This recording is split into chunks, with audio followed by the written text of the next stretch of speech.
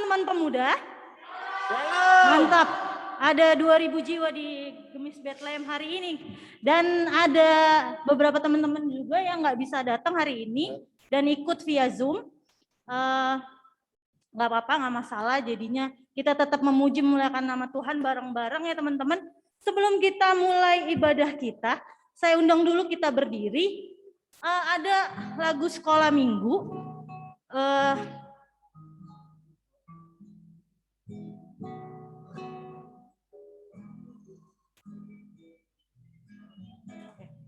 Teman-teman pemuda, ada lagu sekolah minggu seperti ini. Pikir dipikir, 1, 2, 3. Oke? Kita semangatin diri kita dulu sebelum kita mulai ibadah kita. Ya, oke? Teman-teman di Zoom, nanti juga saya mau tembak teman-teman di Zoom untuk kasih lihat gerakannya ya. Jadi untuk teman-teman multimedia tolong dibantu spotlight karena teman-teman di gereja akan ikutin gaya teman-teman di rumah juga. Oke? Pemusik? Oh iya, oke. Teman-teman yang ada di Zoom boleh minta tolong dinyalakan dulu kameranya.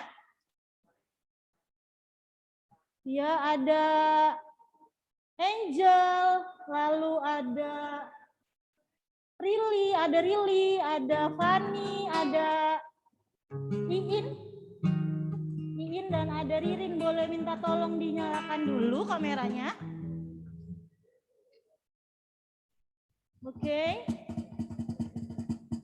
Oke, ya udah sembari kita tunggu teman-temannya nyalain kamera, kita nyanyi dulu, boleh. Tommy, ayo mainkan.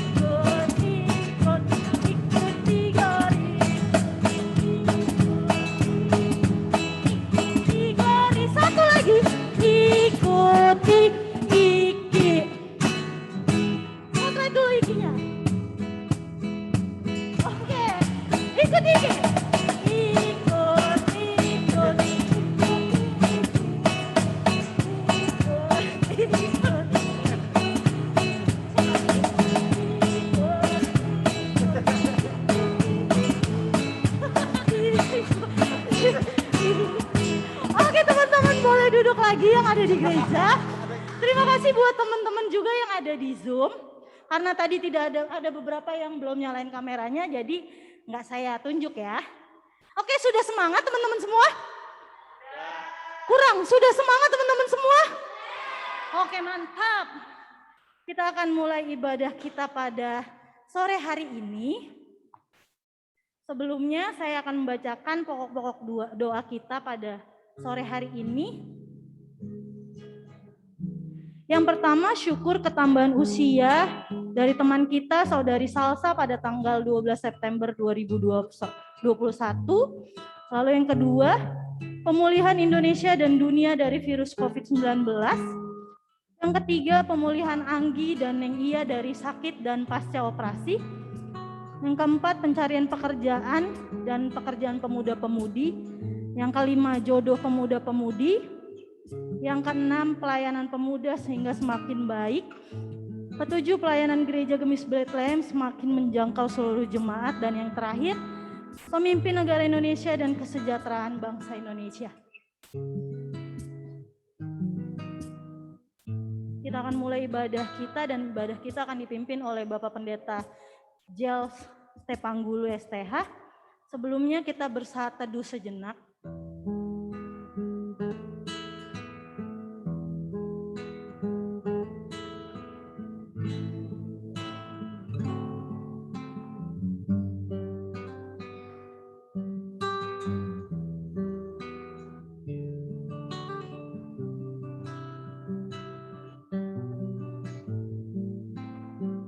Teman-teman, kita akan memulai ibadah kita. Untuk teman-teman yang di gereja diundang berdiri, kita angkat pujian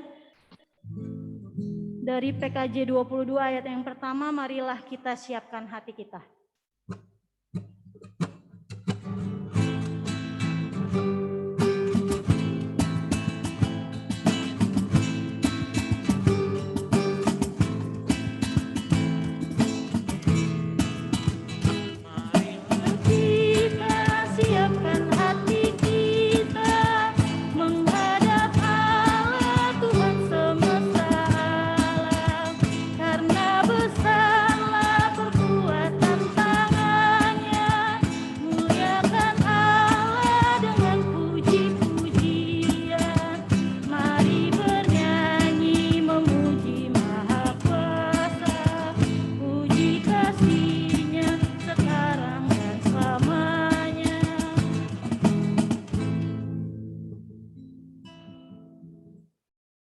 Mari kita takbiskan ibadah ini.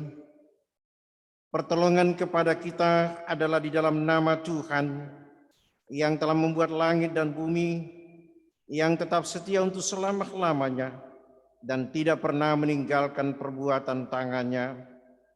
Amin. Kasih karunia Tuhan Yesus Kristus menyertai kita sekalian. Jemaat dipersilakan duduk kembali. Mari kita lanjutkan pujian kita. Kidung Jemaat 292 bait pertama, tabu gendang sambil menari.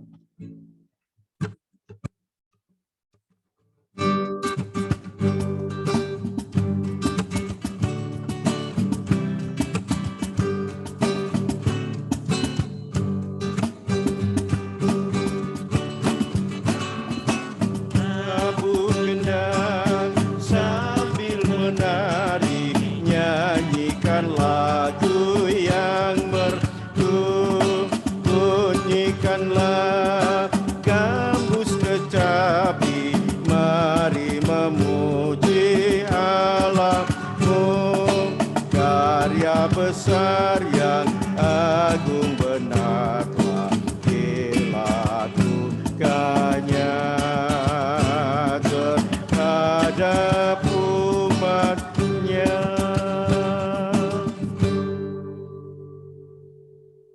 Memasuki pelayanan firman Tuhan, mari kita tunduk berdoa. Ya Allah, ya Tuhan kami di sorga, kami patut bersyukur, memuji keagungan-Mu, karena memang hanya Tuhan jualah alamat puji-pujian sembah sujud kami. Kami bersyukur karena Tuhan menganugerahkan waktu yang baik bagi PLK Pemuda Jemaat-Mu, sehingga hari ini boleh memulai lagi sebuah peribadahan dalam jumpa di bait-Mu yang kudus ini.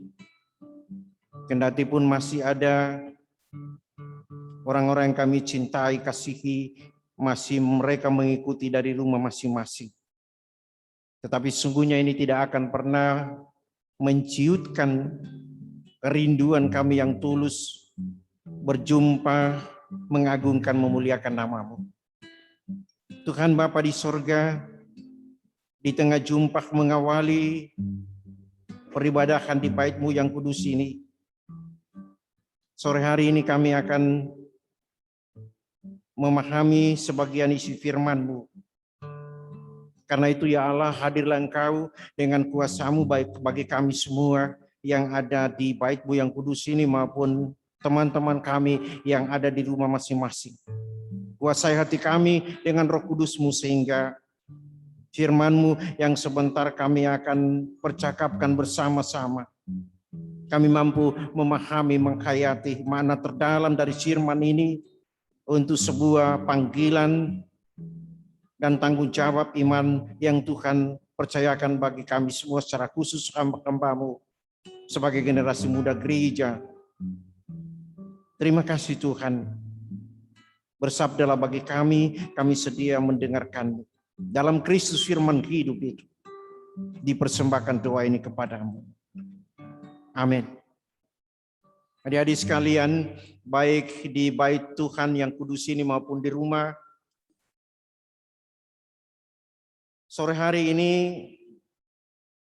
kita akan memahami satu bagian Alkitab dalam Perjanjian Lama melalui Pertama Raja-Raja pasal 17 ayat 1 sampai dengan 6. Pertama Raja-Raja pasal 17 ayat 1 sampai 6, ini bacaan air hidup hari ini. Bagian ini diberi judul Elia di tepi sungai Kerit. Saya akan membacakan untuk kita semua, demikian ini kata-katanya. Lalu berkatalah Elia, orang Tisbe dari Tisbe Gilead, kepada Ahab, demi Tuhan yang hidup, Allah Israel, yang kulayani, sesungguhnya tidak akan ada embun atau hujan pada tahun-tahun ini, kecuali kalau kukatakan. Kemudian datanglah firman Tuhan kepadanya, pergilah dari sini, berjalanlah ke timur dan bersembunyilah di tepi sungai Kerit di sebelah timur sungai Yordan. Engkau dapat minum dari sungai itu dan burung-burung gagak telah kuperintahkan untuk memberi makan engkau di sana. Lalu ia pergi dan ia melakukan seperti firman Tuhan. Ia pergi dan diam di tepi sungai Kerit di sebelah timur sungai Yordan. Pada waktu pagi dan petang burung-burung gagak membawa roti dan daging kepadanya dan ia minum dari sungai itu. Sedemikian jauh bagian Alkitab, firman Tuhan yang menjadi bahan percakapan kita di sore hari ini. Tentu yang berbahagia adalah kita semua yang telah hadir dan tentu tidak saja membaca mendengar firman ini, tapi juga melakukannya dalam hidup kita sehari-hari. Webe, boleh diambil materi di depan dan dibagi.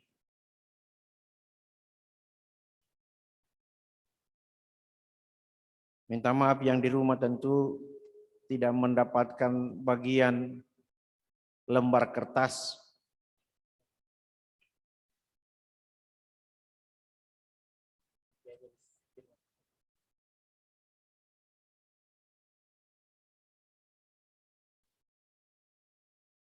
Ada beberapa catatan penting tentu yang disiapkan dalam kertas sepenggal itu.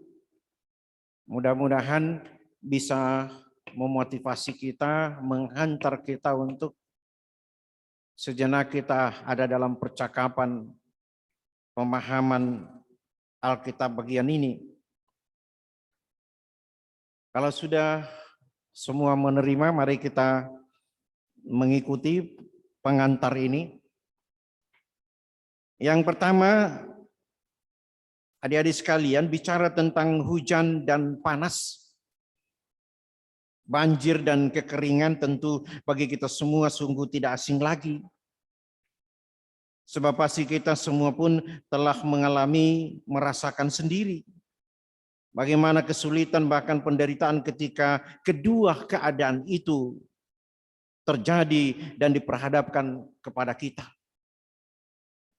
Tentu lebih menyedihkan lagi adalah bahwa kadang Tuhan memang harus memakai alam ciptaannya ini, apakah banjir ataupun kekeringan karena panas yang berkepanjangan, ini menjadi alat Tuhan untuk menyadarkan umatnya, termasuk menyadarkan para pemimpinnya dari berbagai ketidaktaatan mereka kepada Tuhan. Dan kondisi ini memang telah terjadi atau berlaku dalam sejarah kehidupan manusia dan dunia sampai saat ini. Banjir dan kekeringan, saudara, boleh saja ada dan terjadi melanda segala tempat.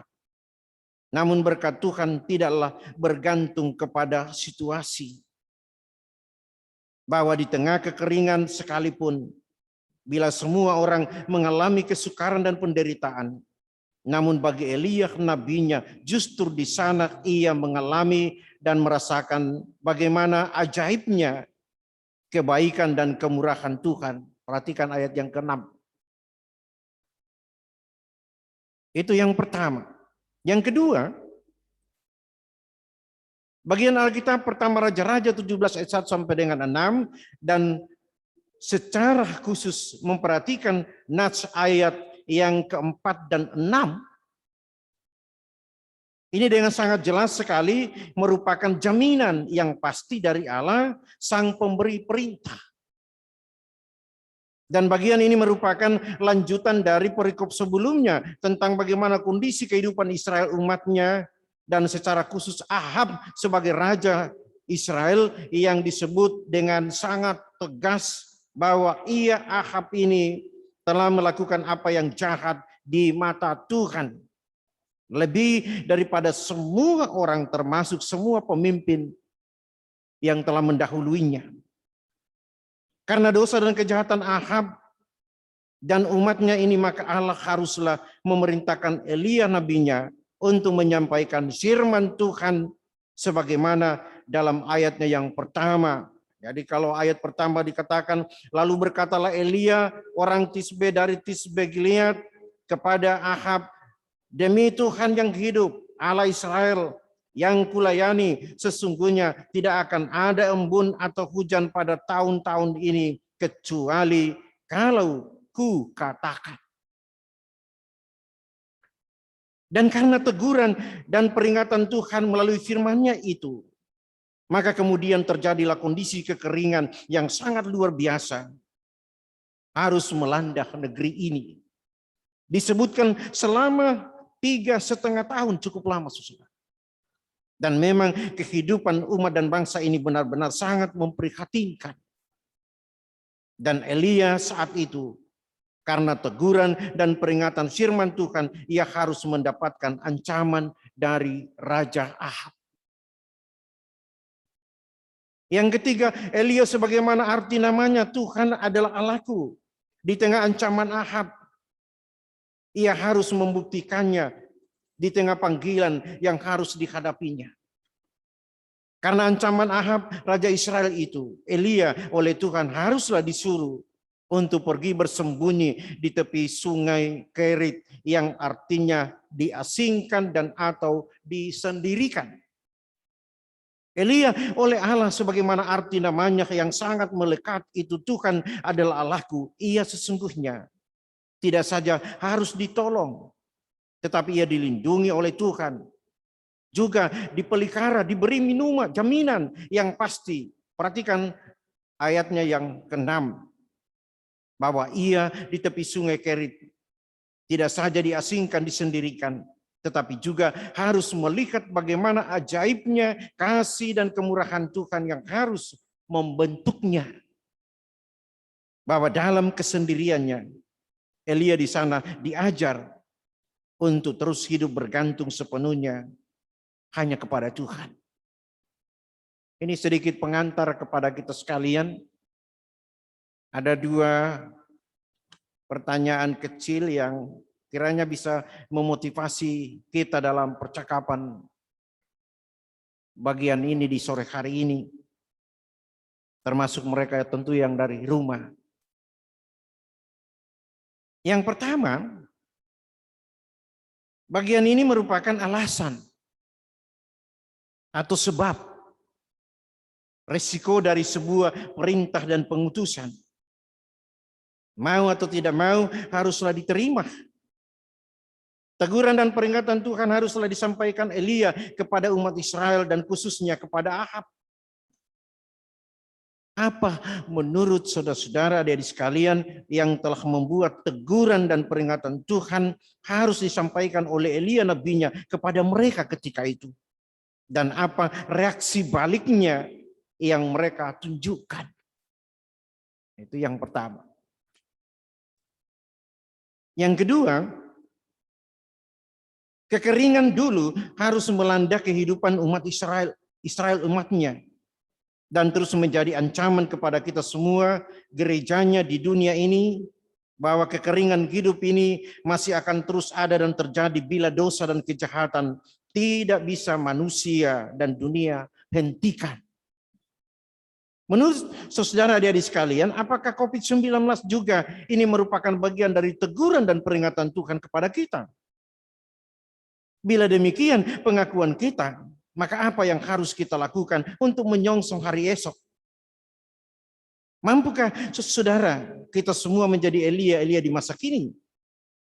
Apa yang harus kita tunjukkan? Ya.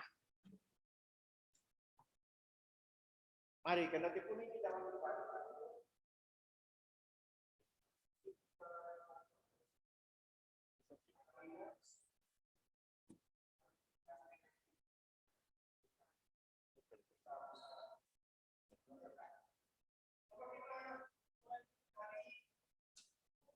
Poin pertama.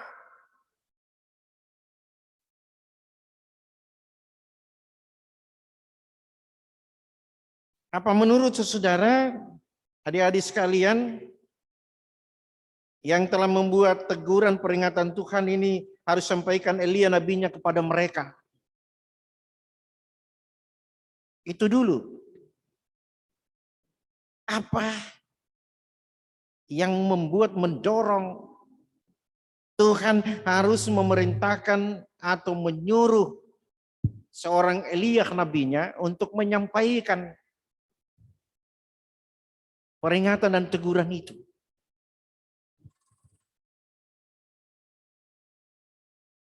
Baru apa reaksi baliknya?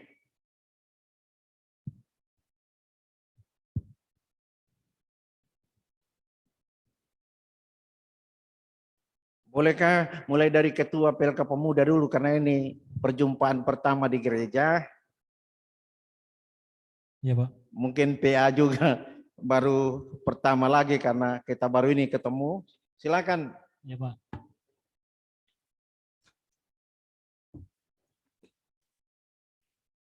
Ya, menjawab pertanyaan diskusi ini Pak, yang poin A.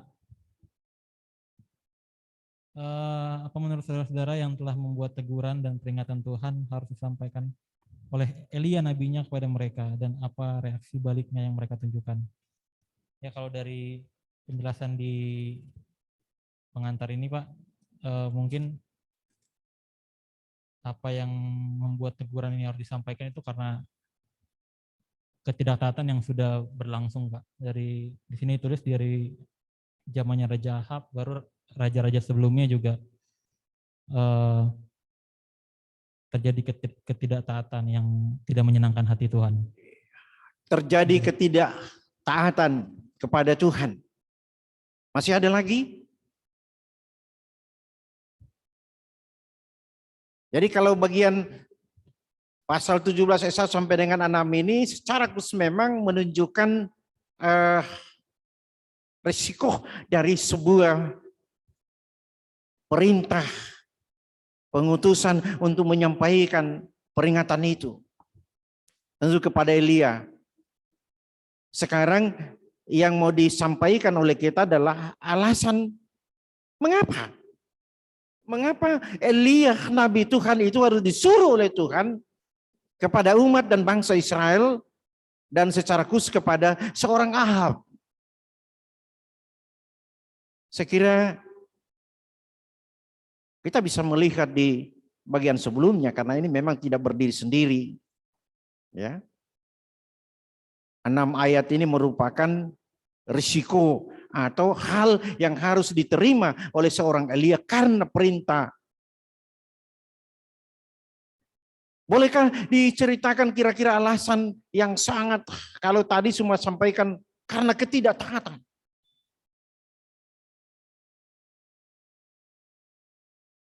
Saudara Matias boleh menyampaikan, saya kira di bagian sebelumnya apa-apa kira-kira ya kalau bisa disampaikan secara detail, kira-kira apa aja?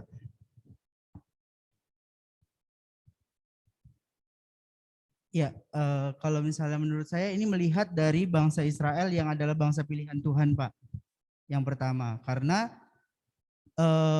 bangsa pilihan Tuhan itu adalah bangsa Israel ini adalah di mana bangsa yang akan memperkenalkan siapa Tuhan itu sebelumnya, siapa Tuhan yang ia sembah, siapa Tuhan yang menjadi kekuatan baginya. Tetapi saat ketidaktaatan itu dilakukan, maka bangsa Israel di situ tidak terlihat lagi mencerminkan bangsa pilihan Tuhan itu sendiri.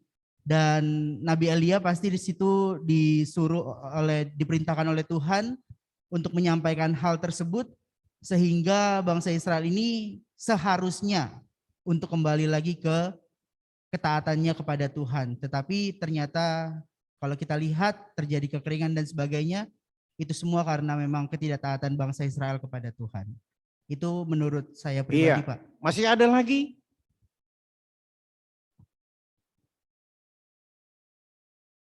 Adik-adik sekalian coba perhatikan perikop sebelumnya dalam pasal 16 itu ayat 29 sampai 34. Di sana secara khusus disampaikan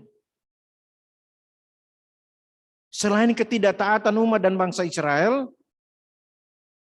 tetapi yang paling besar ditunjukkan oleh umat dan bangsa ini adalah bagaimana seorang Raja Ahab.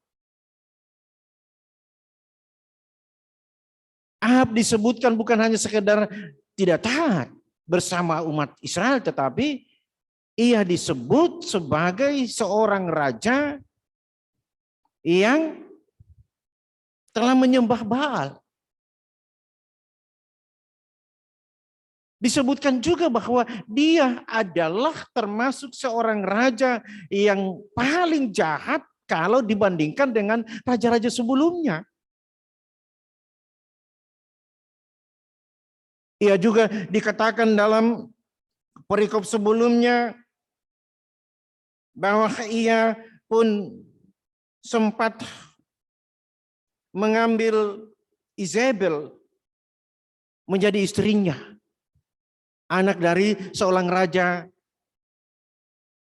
Sidon, yang juga sangat dikenal dengan bagaimana penyembahan-penyembahan Baal yang di sana turut terbawa, dan di sanalah Ahab menjadi seorang pemimpin yang seharusnya menjadi ukuran di Israel sebagai bangsa pilihan Allah.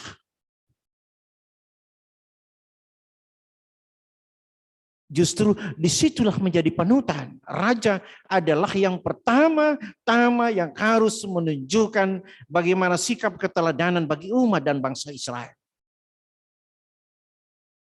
Karena itu kalau raja itu tidak menunjukkan keteladanan, tidak menyembah Tuhan Allah Israel dengan seutuhnya, maka tidak segan-segan memang Tuhan mengambil alih kekuasaan, bahkan lebih tragis lagi, harus melenyapkan dia. Jadi itu alasannya mengapa seorang Elia harus disuruh oleh Allah untuk menyampaikan teguran dan peringatan kepada umat dan bangsa Israel. Umatnya sudah terbawa kepada ketidaktaatan. Bagaimana apa yang harus mereka tunjukkan kalau seorang Ahab raja Israel tidak menunjukkan keteladanan itu. Malah di sana berbagai penyembahan Baal, bahkan membuat juga tempat-tempat tertentu untuk menyembah Baal itu.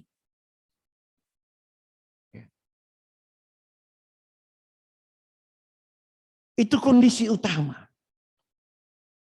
Nah, apa reaksi balik setelah disampaikan teguran, peringatan oleh Allah melalui Elia?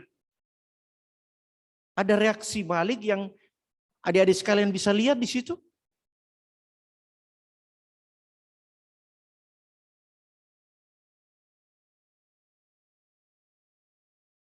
Hampir tidak ada.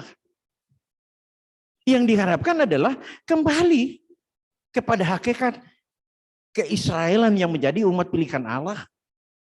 Menempatkan kealahan Allah Israel satu-satunya dan tidak bisa digantikan oleh apapun. Bukan itu. Malah yang terjadi adalah sebaliknya. Bukan reaksi pertobatan yang ditunjukkan oleh umat dan bangsa Israel oleh Ahab, tetapi sebuah ancaman yang luar biasa kepada seorang Elia yang adalah nabi Tuhan.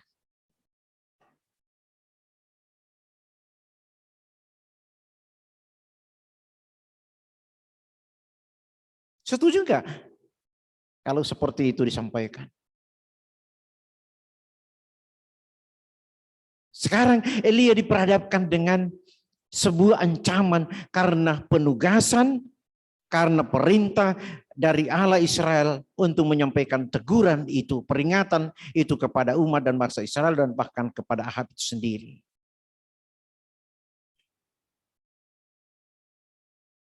Ternyata bahwa sebuah pengutusan pun ada risiko yang harus dipikul, harus dihadapi dan ditanggung.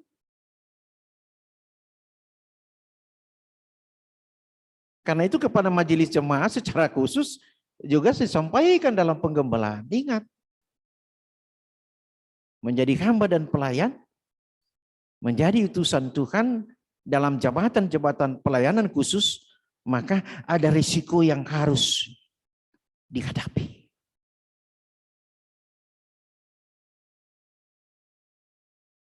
Tetapi tidak usah takut. Mari kita belajar dari bagian ini. Dan karena itu mari kita pindah ke bagian yang kedua. Sekali lagi saya baca, kekeringan dulu harus melanda kehidupan Israel umatnya. Dan harus menjadi ancaman kepada kita semua sebagai gerejanya dan dunia ini. Bahwa kekeringan hidup ini masih akan terus ada dan terjadi bila dosa dan kejahatan tidak bisa manusia dan dunia hentikan. Menurut saudara, apakah COVID-19 juga merupakan bagian dari teguran peringatan Tuhan kepada kita? Bila demikian pengakuan kita, maka apa yang harus kita lakukan untuk menyongsong hari esok? Mampukah saudara kita menjadi Elia di masa kini? Apa yang harus kita tunjukkan?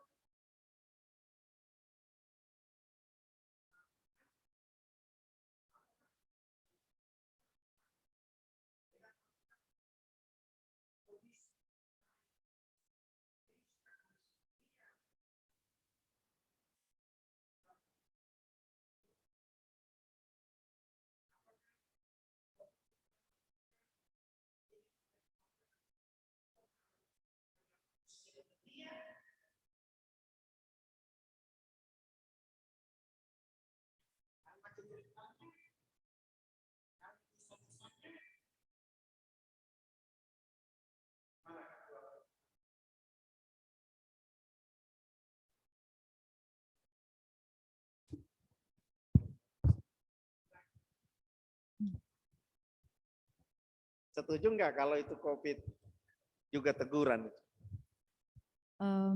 Kalau secara tidak langsung sih setuju gitu dengan pernyataan bahwa COVID juga merupakan bagian dari teguran gitu, karena kan bisa dilihat bahwa dunia sekarang ini memang sudah mulai kelihatan tidak sesuai dengan apa yang difirmankan Tuhan gitu. Kalau misalkan dilihat dari yang ada gitu, Pak.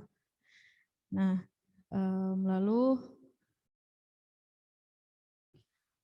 untuk menyongsong hari bila demikian pengakuan kita, maka apa yang harus kita lakukan untuk menyongsong hari esok? Oke.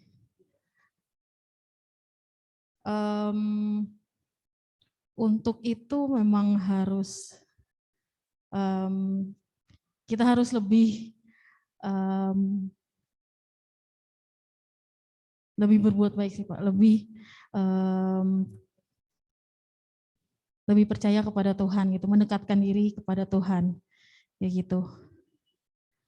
Lalu ini yang Elia ini perlu Pak dijawab juga. Yang kita semua menjadi Elia masa kini itu dijawab juga Pak. Dijawab juga Pak yang menjadi Elia masa kini.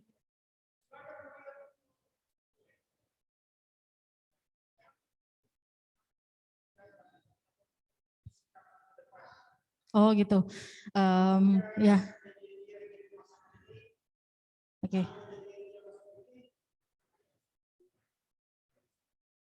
Oke.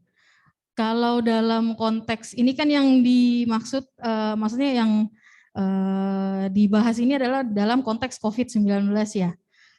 Kalau sebagai Elia di masa kini, kita bisa menjadi contoh sih Pak.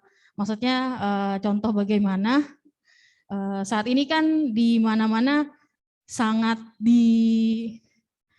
sangat harus dilaksanakan protokol kesehatan. Jadi sebagai wujud Elia masa kini, kita khususnya anak-anak muda gitu harus menjadi contoh bagaimana kita menggalakkan, ya berani menggalakkan protokol kesehatan seperti itu sih Pak, agar kasus COVID-19 ini bisa berkurang, gitu sih Pak. Iya. Kalau menurut saya. Oke. Ya, terima kasih. Makasih. Masih ada lagi yang lain? Gloris, ada? BB? Silakan. Tolong dilihat lagi agak lebih jauh apa panggilan iman kita. Silakan. Ini dijawab satu-satu ya. Silakan. Kalau Satu-satu, dua-dua terserah. Oke. Kalau melihat sekarang COVID menurut saya jelas adalah sebuah teguran, karena saya percaya setiap apapun yang terjadi di kehidupan manusia adalah salah satu bentuk sayangnya Tuhan, walaupun itu adalah sebuah teguran. Ketika Tuhan sayang sama kita kan Tuhan akan melakukan berbagai cara untuk menegur kita. Mungkin kalau yang disadari sekarang, mungkin secara pribadi yang saya lihat mungkin udah kayak dulu kan saya kayak terlalu memberikan waktu untuk pekerjaan. Mungkin lewat COVID ini dikasih tahu kalau, hey balik loh, kamu mesti ke saya lagi loh, harus mulai ibadah lagi loh, jangan kerja terus. Tapi sayanya dilupakan. Itu simpelnya untuk pribadi.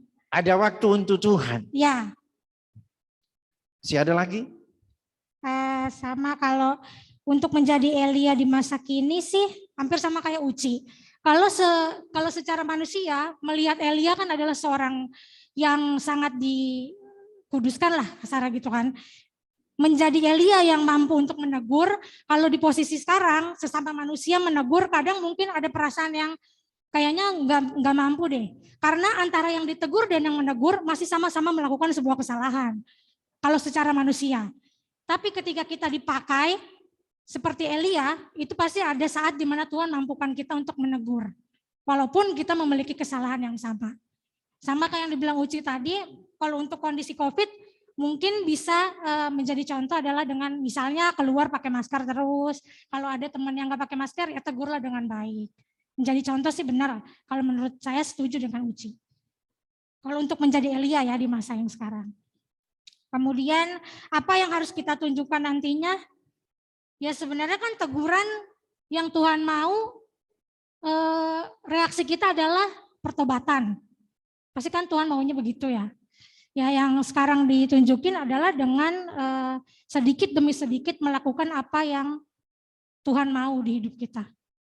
Sedikit demi sedikit. Karena balik lagi kita hanyalah manusia, kita nggak bisa jadi 100% sama kayak Tuhan ataupun nabi-nabi Tuhan. Tapi yang bisa kita lakukan sekarang adalah menyadari kesalahan, bertobat, dan perlahan membangun hubungan yang baik lagi dengan Tuhan. Iya. Terima kasih. Kita bersyukur bahwa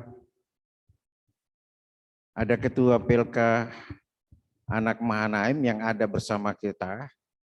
Bolehkah ada apa yang bisa disampaikan berkaitan dengan ini? Saya mau minta supaya kita lebih membuka lagi. Jadi karena Bapak bertanya apakah COVID ini menjadi bagian dari sebuah teguran, bukan hanya di situ, tapi kita lebih jauh. Jangan lupa bahwa teguran berkaitan yang disampaikan oleh Elia adalah karena dosa dan kejahatan. Ya. Kekeringan selama 3,5 tahun melanda. Ya. Apakah saudara setuju bahwa COVID-19 yang mendunia ini juga adalah teguran bagi manusia dan dunia karena juga dosa dan kejahatannya? Yang contohnya adalah tadi disampaikan, dituturkan oleh umat dan bangsa Israel dan secara khusus oleh Ahab. Tidak segan-segan dia menunjukkan keberadaannya. Silakan.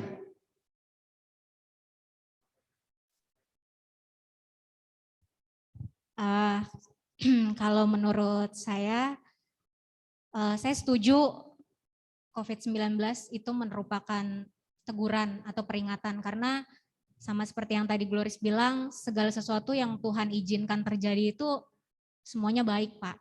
Maksudnya untuk saat ini positifnya dengan adanya COVID-19 kita lebih bisa mengkoreksi diri kita lagi, lebih bisa mendekatkan diri kepada Tuhan dan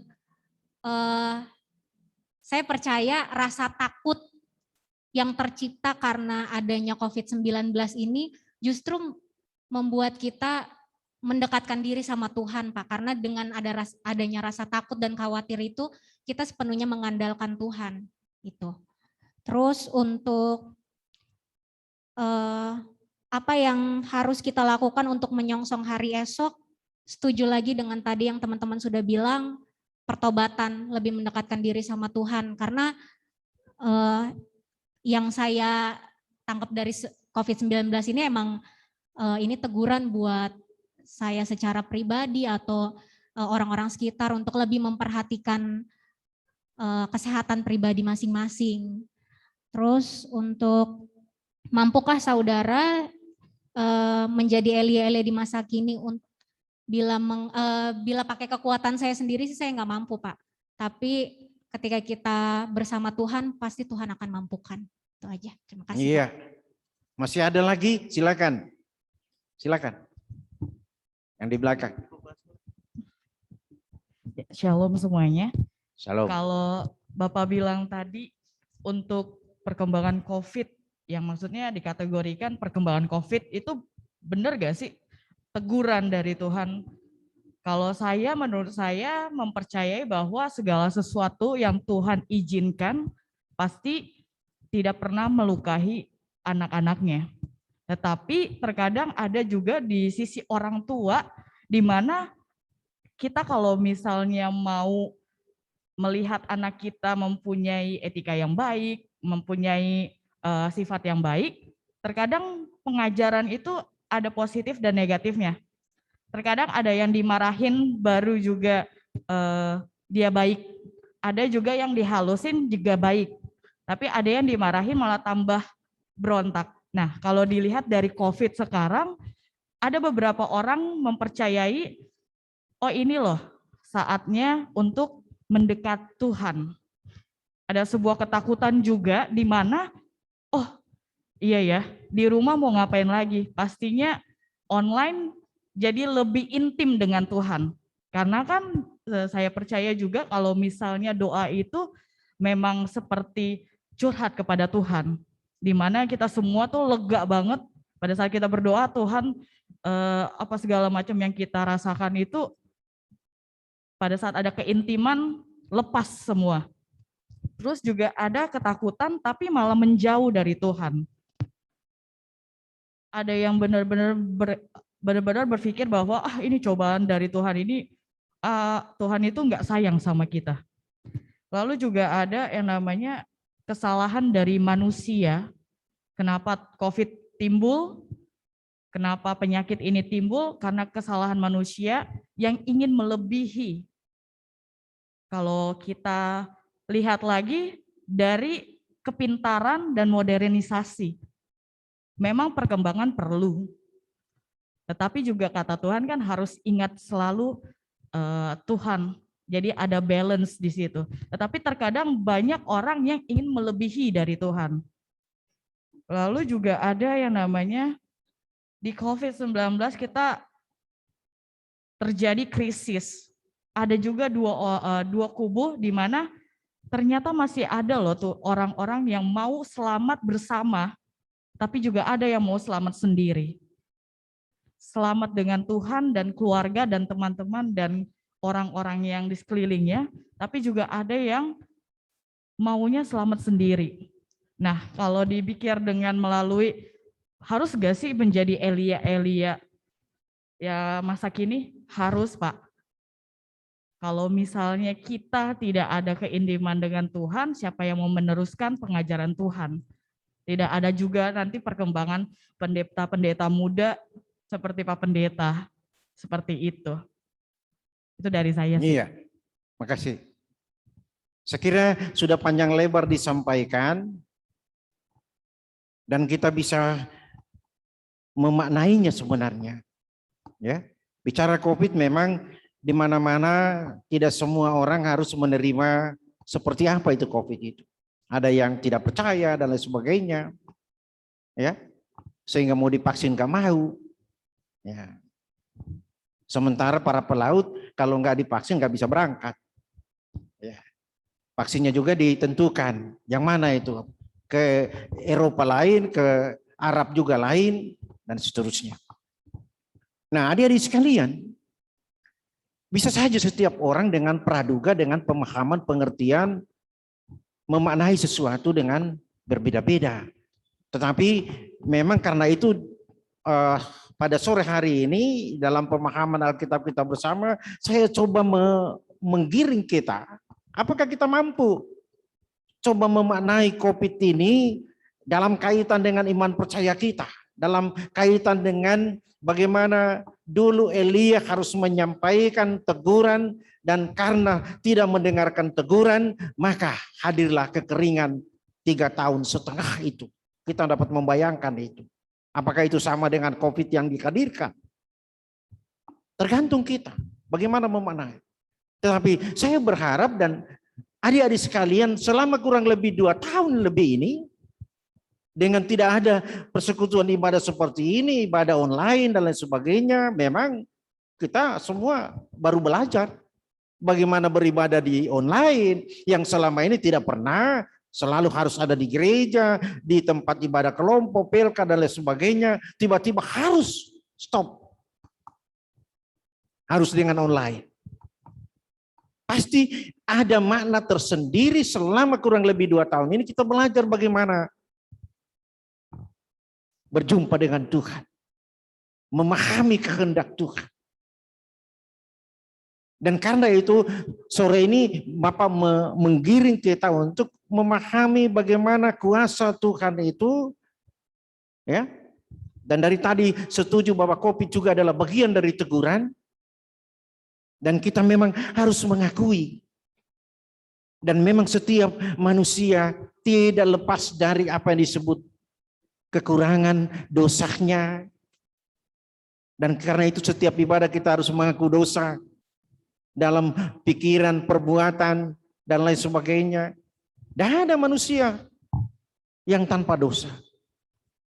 Kalau manusia sudah tidak berdosa, maka tidak mungkin lagi ada bagian dari unsur liturgi pengakuan dosa. Selalu masih ada, karena kita harus mengakui itu. Sadar atau tidak, kita ada dalam bagian orang-orang yang masih dan terus mengakui keberadaan kita sebagai orang-orang berdosa. Dan karena itu tidak seperti apapun kita menilai COVID ini, tapi paling kurang adalah mari kita memaknai ini dalam kaitan dengan bagaimana kita ke depan sebagai orang percaya. Oke, dari tadi disebutkan. Tidak ada pilihan lain, pilihannya haruslah bahwa kita menggantungkan hidup ini kepada kekuasaan Dia. Hanya Dia. Berani kita meninggalkan Dia karena dosa dan kejahatan, maka jangan marah. Kalau berbagai hal bisa terjadi, ya. Luar biasa mimbar-mimbar gereja selalu mengatakan tentang itu. Apakah ada pendeta yang secara tegas bahwa COVID-19 adalah bentuk karena teguran tidak didengar, peringatan tidak didengar, sama dengan bagaimana Israel dan Ahab dulu tidak mendengar, berhenti dengan Baal tetapi masih terus ditunjukkan, maka kekeringan itu yang harus terjadi. Bukan cuma hanya kekeringan, tetapi ancaman terhadap Elia harus dialami. Tetapi Tuhan bagi mereka yang diutus, diperintahkan, Dia tetap ada dalam jaminan penyertaannya. Burung gagak harus membawa makanan. Memang kalau kita melihat tidak ada hal-hal yang bisa kita lihat dalam kaitan kenapa Tuhan memakai burung gagak. Kenapa enggak pakai burung lain? Jadi burung gagak kita diingatkan lagi kepada bagaimana di zaman Nuh yang diterbangkan untuk melihat kondisi, itu juga burung gagak. Dan burung gagak pun ini dipakai oleh Tuhan untuk menyampaikan bagaimana kasihnya, jaminannya terhadap Elia, seorang nabinya yang telah diperintahkannya kendati pun harus ada ancaman yang luar biasa. Karena itu adik-adik sekalian, melalui bagian yang kita percakapkan ini mengingatkan kita. Mau atau tidak mau kita harus menjadi Elia. Tidak hanya harus menjadi majelis jemaat, tetapi menjadi warga gereja, kita diikat menjadi Elia di masa kini. Bisa mengingatkan siapapun ketika kita jumpai dia agak salah, silakan ingatkan. Tegur dia, mulai dari kita sebagai kakak di rumah mengingatkan adik-adik, ataupun kita adik-adik bisa mengingatkan kakak-kakak kalau mungkin mulai dari omongan-omongan yang kurang bermoral, silakan disampaikan. Kenapa tidak? Kita mulai dari hal-hal yang kecil. Sehingga ketika kita dipanggil secara khusus menjadi Elia dalam panggilan khusus, maka kita sudah belajar dari yang kecil. Kecil itu indah. Kalau kita sudah bisa menjadi yang kecil, maka pasti kita menjadi juga yang besar. Karena sudah belajar dari yang kecil. Belajarlah bagaimana peringatan Tuhan dulu. Sehingga kita bisa melihat bagaimana COVID-19, apakah ini juga menjadi peringatan kepada kita. Cuma tidak ada Elia yang disuruh. Konteks perjanjian baru tentu agak lain lagi. Bahwa kita sudah dianugerahkan keselamatan, maka semua kita diberi pengetahuan iman untuk selalu menguji dan memahami bahwa ini adalah juga bagian dari kasih karunia Allah yang harus disampaikan dalam bentuk teguran, dalam bentuk COVID-19 bisa saja. Ya. Mari sekali lagi adik-adik sekalian mengawali pelayanan PLK Pemuda ke depan. Semua yang kita tunjukkan dalam panggilan di gereja sebagai pemuda adalah karena menempatkan kealahan Allah satu-satunya dipegang teguh. Kita tidak hanya sekedar bermimpi untuk sebuah masa depan yang baik, tetapi tempatkanlah Allah dalam diri Tuhan Yesus yang adalah segalanya. Untukmu, untuk kita sekalian. Hanya bersama Dia, hidup ini terjamin. Amin.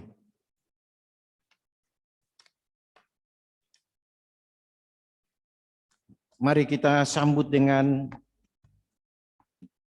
menyanyi Kusiapkan Hatiku Tuhan.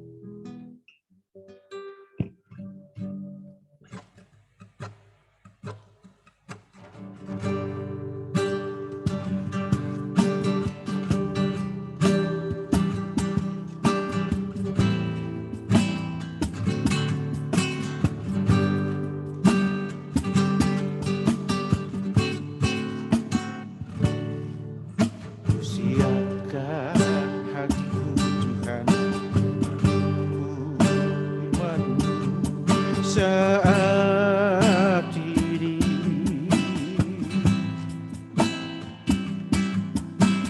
sujud menyembah Engkau dalam hadirat-Mu saat ini. Curahkan pengurapan-Mu kepada umat-Mu saat ini.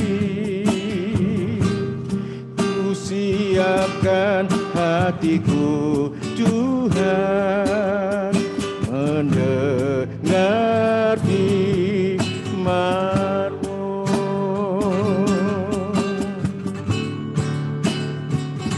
Firman-Mu Tuhan, tiada berubah.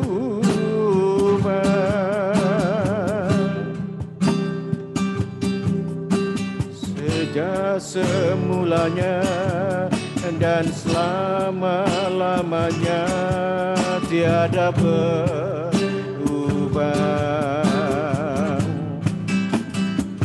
Firman-Mu Tuhan, penolong hidupku. Ku siapkan hatiku Tuhan, menyambut firman-Mu.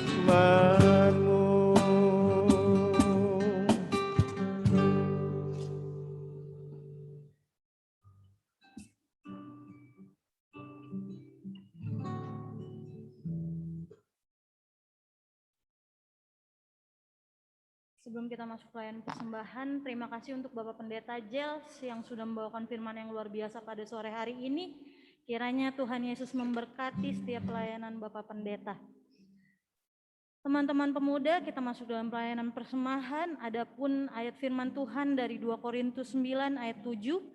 Hendaklah masing-masing memberikan menurut kerelaan hatinya, jangan dengan sedih hati atau karena paksaan. Sebab Allah mengasihi orang yang memberi dengan sukacita. Untuk persembahan, teman-teman dapat transfer ke bendahara jemaat dengan nomor rekening Bank BCA 07511-63605 atas nama Agnes Elvira dengan menulis keterangan persembahan ibadah.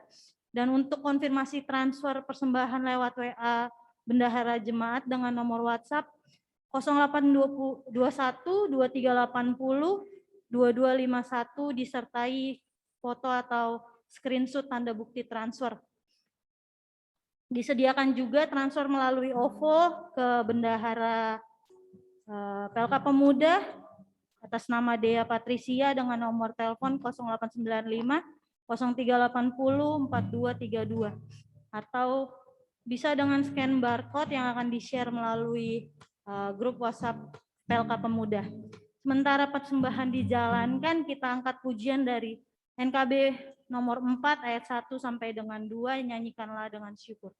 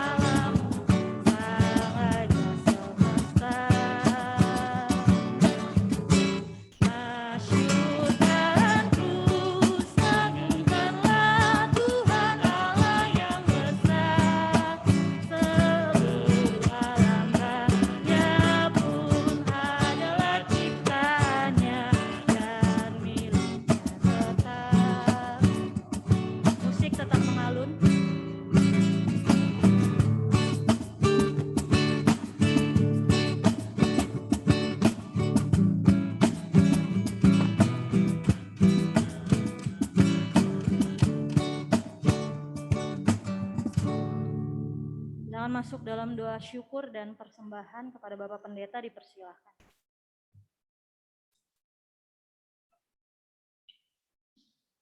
Sidang jemaat Tuhan, mari kita tunduk berdoa. Dengan tiada henti-hentinya ya Allah, kami datang sujud menyembah-Mu, menyampaikan syukur, pujian, terima kasih kami. Tuhan melayakkan kami semua, baik kami di Bait-Mu yang kudus maupun anggota PLK Pemuda yang ada di rumah masing-masing. Kami tidak saja memuji mengagungkan nama-Mu, tetapi kami pun Tuhan sempatkan ada di sekitar firman-Mu. Dalam pemahaman bersama di sore menjelang malam ini, kami diingatkan bagaimana dulu kisah seorang Elia disuruh oleh Tuhan untuk mengingatkan umat dan bangsa Israel dan utamanya Ahab karena ketidaktaatan mereka di hadapan-Mu. Tuhan Bapa di surga, firman ini mengingatkan kami juga agar kami mampu sampai kapanpun dan dalam kondisi apapun, hanya Allah dalam diri Tuhan Yesus yang adalah segalanya. Kami tempatkan Engkau dan kuasa-Mu dalam kehidupan yang kami terus jalani ini. Apapun yang ada di hadapan kami percaya tidak akan pernah mengubah tekad iman percaya kami yang sungguh hanya kepada-Mu. Bahwa kealahan-Mu tidak akan pernah bisa diganti oleh apapun yang ada di sekitar kami. Itulah yang terus menjadi hal yang Tuhan tegaskan. Dan melalui kisah firman-Mu, Elia harus mengingatkan umat-Mu sebagai bangsa pilihan. Mereka harus bertobat. Dan ini pun mengingatkan kami semua. Kami sejenak ya Allah dalam percakapan, kami diyakinkan bahwa COVID-19 juga adalah bagian dari bagaimana teguran Allah. Peringatan Allah. Karena dosa dan kejahatan manusia dan dunia ada di mana-mana. Saya akan meninggalkan kealahan. Terima kasih ya Allah atas firman-Mu yang bisa saja kami bahas bersama, dan ini menjadi sebuah berkat untuk kami terus menatap hari esok. Kami menjadi Elia-Elia di masa kini, dimanapun kami berada, baik di rumah maupun ada di tempat pergaulan di mana kami bekerja. Pakailah kami menjadi alat di tangan. Kami tidak akan pernah takut dengan ancaman apapun karena Engkau. Karena jaminan sesungguhnya Engkau nyatakan dalam hidup kami. sampai saat ini. Tuhan Bapa dalam sorga, dengan firman-Mu ini kami pun dipanggil untuk saling mengingatkan setiap saat. Dan karena itu ya Allah, kami bersyukur bersama dengan teman-teman kami yang mungkin di pekan ini ada dalam syukur karena ketambahan usia dalam kehidupan mereka. Kami pun ya Allah bersama dengan teman-teman, dengan warga jemaat, orang-orang yang kami cintai, yang sampai saat ini masih dalam proses pemulihan. Anggi dan Neng yang dari sakit dan operasi, kami percaya pemulihan-Mu akan terjadi dan dinikmati sehingga hari-hari kehidupan dalam kasih dan kemurahan-Mu akan dinikmati oleh hamba-hamba-Mu. Tuhan Bapa dalam sorga, berdoa dan mendoakan pemulihan bangsa dan negara kami, dunia, karena virus COVID-19 yang telah melanda kurang lebih 2 tahun ini. Tuhan Bapa di sorga, ada banyak hal yang bisa kami pelajari, memaknai kuasa-Mu. Pilihannya hanya satu, tempatkanlah Engkau ya Allah sebagai satu-satunya dalam hidup kami. Karena itu Bapa di sorga, kami serahkan berbagai upaya yang dilakukan secara khusus di negara yang kami cintai karena COVID-19 ini. Biarlah berbagai upaya yang dilakukan oleh pemerintah bangsa kami untuk menghadirkan kesejahteraan di tengah bangsa dan negara ini, kami percaya Tuhan berkati sehingga kami pun di dalamnya gereja-gereja, warga jemaat-Mu, kami bisa menikmati kembalinya, kami menikmati jumpa persekutuan di bait-Mu yang kudus. Tuhan Bapa di sorga, kami pun berdoa dan mendoakan pelayanan PLK Pemuda ke depan, yang hari ini diawali dengan sebuah jumpa di bait-Mu, kendati pun masih ada hamba-hamba-Mu yang mengikuti dari rumah masing-masing. Tetapi kami percaya Tuhan sangat menghendaki jumpa persekutuan sebagaimana kami aktakan di sore menjelang malam ini. Diberkatilah para pengurus PLK Pemuda ini bersama anggota. Biarlah sebuah kehidupan bersama yang terjaga, terbangun dengan rukun, penuh cinta dan kasih. Ini terus menjadi bahagian pelayanan PLK Pemuda ke depan.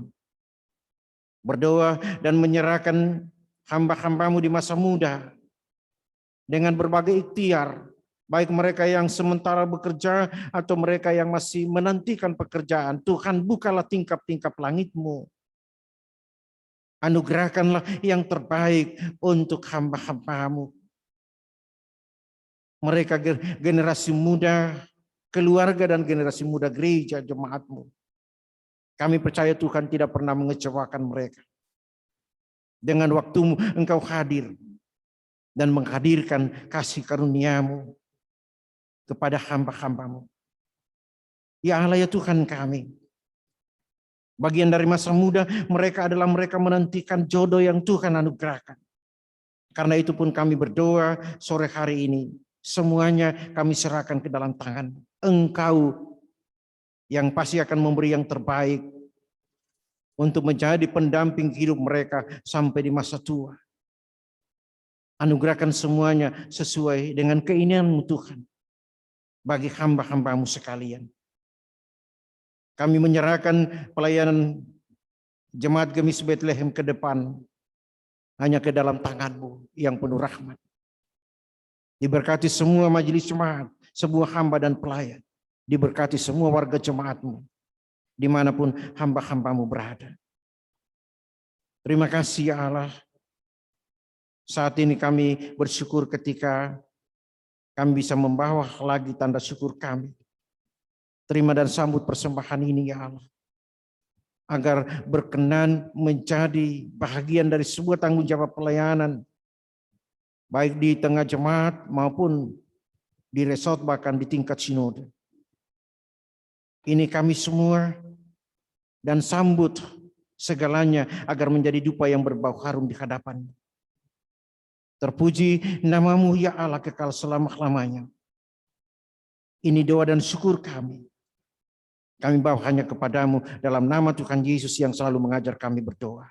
Bapa kami dalam sorga, dikuduskanlah namamu. Datanglah kerajaanmu, jadilah kehendakmu di bumi seperti di sorga.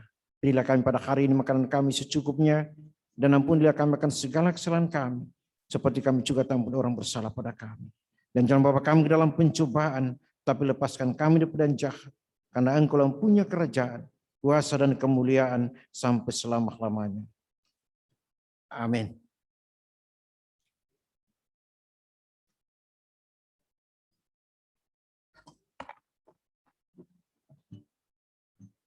Teman-teman pemuda, sebelum kita menutup ibadah kita pada sore hari ini, kita akan mendengarkan persembahan pujian dari teman-teman pemuda yang memakai kemeja atau kaos polos. Ya, jadi tidak ada motif apapun di kemejanya atau di kaosnya. Jadi silakan maju ke depan. Buat teman-teman yang di multimedia pun silakan maju ke depan. Yuk. Ayo. Sarah, Grace, Dede, Uci, Monik, Iren, Iki, Omi, Sally, yuk maju ke depan yuk. Yuk. Hai guys.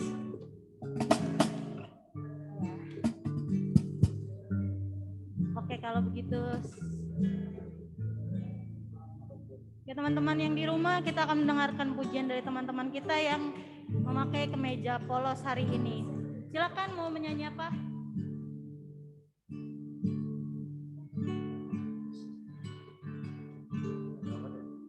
Selamat malam Pak. Malam teman-teman semuanya. Kita mau memberikan pujian pekerja Kristus yang mulia.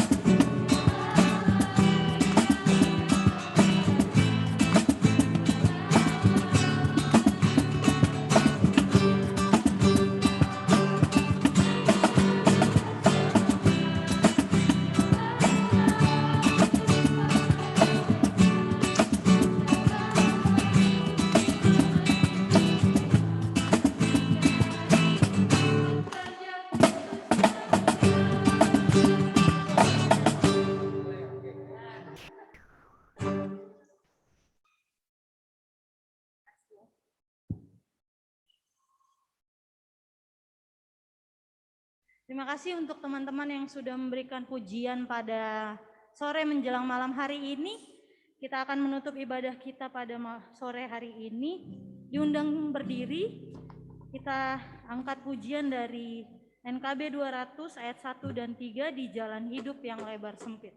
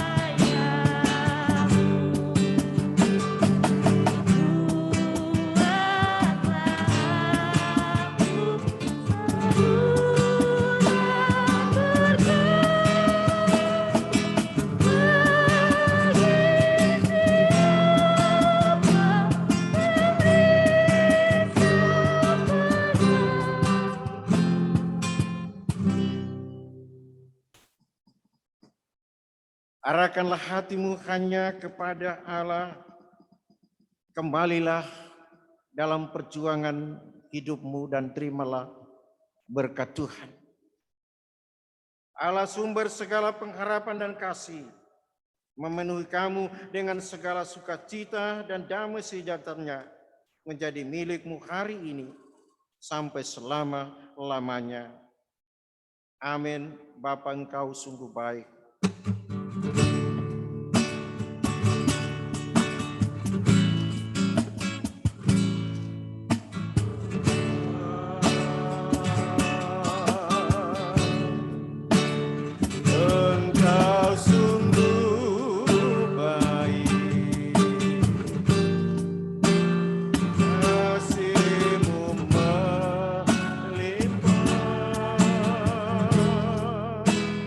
Gigi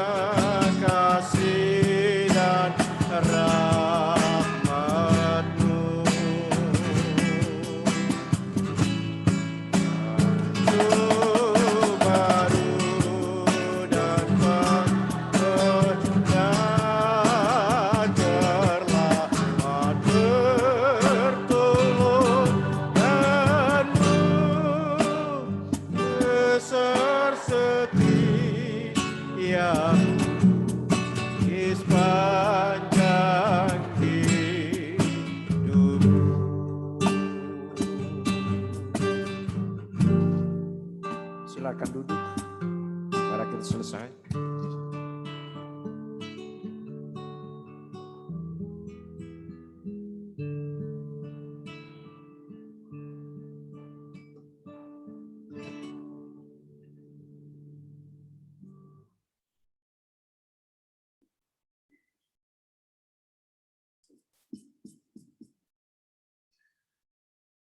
Teman-teman semua, kita sudah menyelesaikan ibadah kita pada sore menjelang malam hari ini.